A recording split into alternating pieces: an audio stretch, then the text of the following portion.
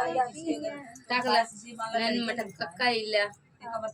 अब वहाँ से नान उठ पे यहाँ भाई ले आ भाई पूरा फोर्स आएगी भाभी दौड़ा पूरा फोर्स आएगी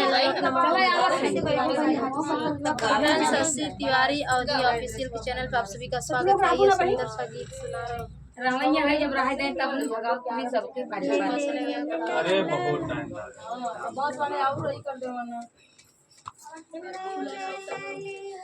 अरे काला